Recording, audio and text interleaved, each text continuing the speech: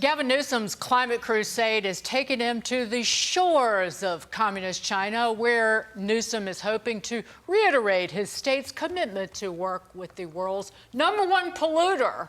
Work with China on climate issues, of course. Meanwhile, Republican adversaries are cutting deep, calling his China efforts delusional.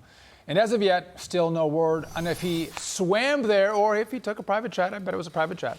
Joining us now to react, Fox Business anchor David Asman, along with National Review education reporter, visiting fellow at the Independent Women's Forum, Caroline Downey. David, what in the hell is Newsom up to? Well, first of all, just imagine how happy our enemies are right now. Iran and Russia are floating on inflated petrodollars. They're getting all their dirty work done that way. And President Xi must think back to that conversation you had with Donald Trump when they had that chocolate cake at his dinner party, and Trump announced him he just killed about 250 Russians in Syria. And Xi realized, this is a guy who's really serious. I'm not going to get very far with this guy. But now she's sitting back with his arms folded, looking at Gavin Newsom trolling around Chinese streets, not knowing what the hell he's doing or who the hell he's talking to. They are so outmanned by these people. I mean, whether it's Newsom or Biden himself or all these Janet Yellen going and kowtowing to him. I mean, they are the happiest people in the world right now, our enemies, and that's not a good thing. Caroline, I couldn't agree with that point more from David. It's that that China is selling the U.S., whether it's windmills, solar panels, batteries, and all the while they're polluting, and they know that when America goes green, it's going to destroy our economy. And in the end, they can fire not a shot, and they're going to win.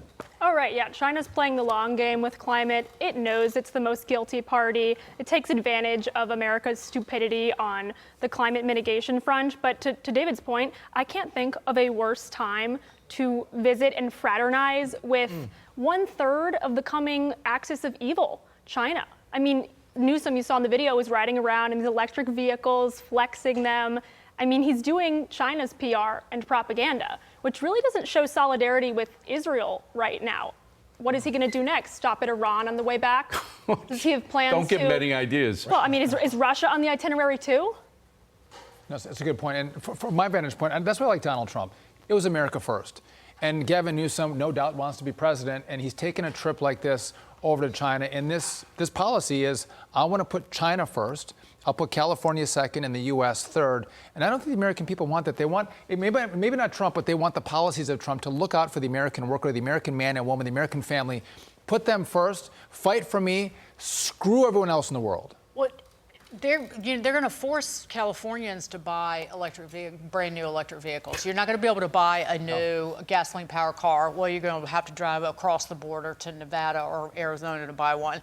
But that's what he's doing. You know, he's there flaunting, looking at electric vehicle production because he thinks that's what communism is the future. Yeah, actually it is. Collectivism. If you live in California. Well, the other thing is that Trump did it without sending troops in. He did it with economic means. I mean, he did it both to Iran by actually enforcing the sanctions, and they were on their knees economically, so they couldn't afford to send money to Hamas or Hezbollah. And with China, of course, China was paying for a lot of their tariffs, because Trump said, if you give any tariffs on our goods, we're going to give you double on yours. And remember, he ended up paying a fortune in tariffs and buying all of our produce as well from our farmers.